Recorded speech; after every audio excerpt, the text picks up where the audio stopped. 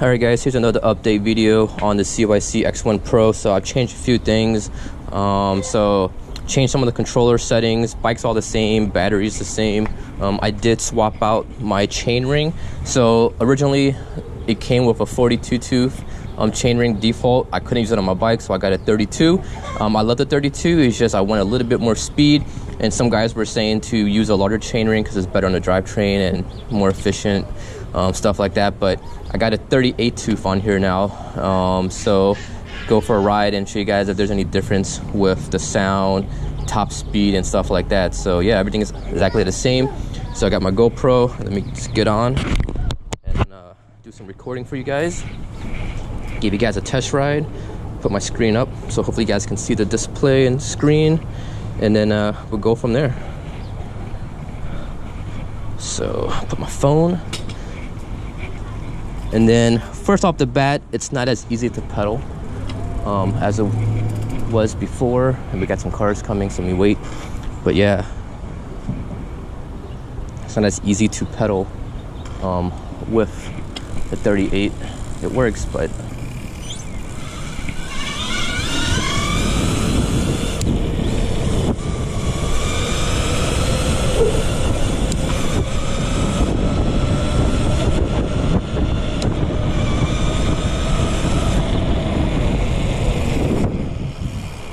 so I'm in the 4th to smallest cog, which is the most I can put on here, which is the smallest before I start slipping.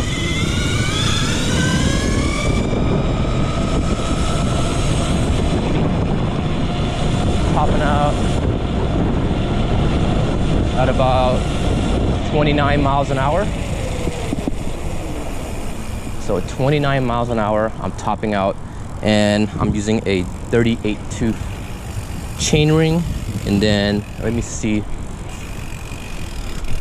if I can actually see how many teeth on this particular chain. So I'm on a 18, so 18 tooth size rear cog. I'm hitting about 29 miles an hour. It could be off by a little bit, I'm not exactly sure.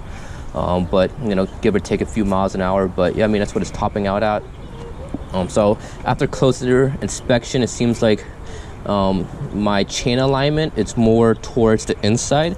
So if I space it out, I could probably use the lower gears. But right now, it seems like when I'm shifting down to anything smaller than the 4th smallest, it starts to slip and jump off completely. So chains adjusted. That's a brand new cassette, brand new chain, same issue.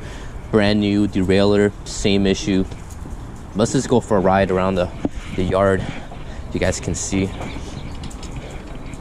I gotta be careful with the pushing backwards because I know it puts out energy.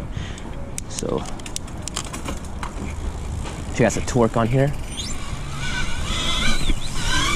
Woo! Front lights. Pedal. Woohoo! Front is light. That is so nice.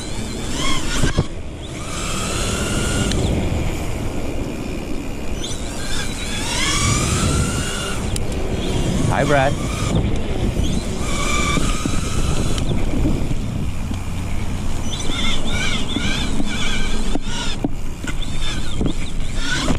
So it still pops it up in the grass, which is nice.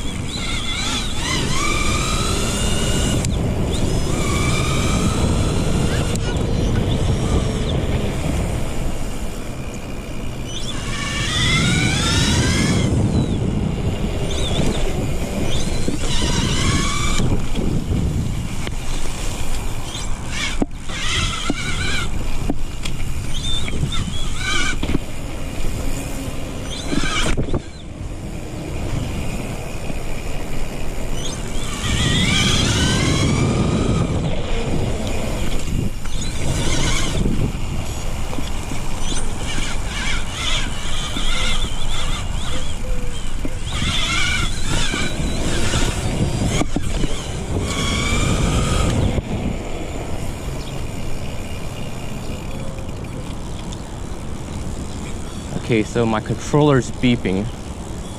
This is going to beep beep. So that's letting me know that I think I'm drawing over 160 amps right now, because my controller does have a setting where it will alert me certain tones depending on what the status is. So I think I just spiked over 160, 170 amps. So that's the overcurrent beep. So yeah, I wouldn't be able to use some of the middle gears on the cassette, but if I run it on the granny gears, which is right now, I believe it's on like a 32, it'll be easier on the setup. I can go through here.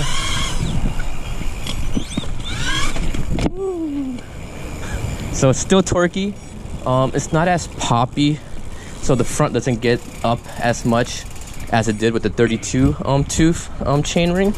But you know, one thing I do notice about the 38 is it is higher, so I'm able to ride it longer without having to constantly shift because I'm topping out too early. It is fun. I'm still not sure if I want to use a 38 or go back down to a 32. I kind of like the 32, but it just tops out way too fast. But it's easier on the motors. It doesn't work as hard because it's spinning faster. But at the same time, I don't get that top end speed, and I don't have, you know, I have to keep on shifting in order to keep up with the speed, or else I'm just maxing out the motor. Not sure if it's a good thing or a bad thing, so I'm not an expert at it. You know, I'm still new to e-bikes, but so far it's running pretty good.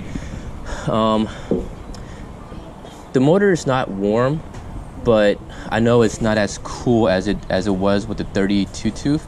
So with the higher chainring, you know, it will increase the temperature a little bit. Some other things to keep in mind too is not all bikes are the same. Some bikes have different gearing, so depending on your riding style, do you want to go off trails, do you want to pedal, do you want to go fast, or do you have a road bike with skinny tires that's light, a light bike? You know, you can get away with like a larger chainring, but I think the 38 is the biggest I could fit on here. Maybe a 40, but 38 is probably what I would say is the max, because you can see right here I got about a 5-6 millimeter gap between the chainring and my chainstay, and that's probably where I'm gonna keep it as, because I don't want to run it any closer. Also, this bike right here weighs about 50 pounds. That's without the battery, so my bike is pretty heavy. The frame with the motors and the pedals and all this stuff minus the battery, it comes in at, oh, not 50 pounds, 47 pounds. So it's a pretty heavy bike. Due to the tires, I have downhill casing tires. These are the Kenda Telonics or Telonics. They're wire beads, so I mean it's got a wire casing in there, so it's a really heavy duty tire.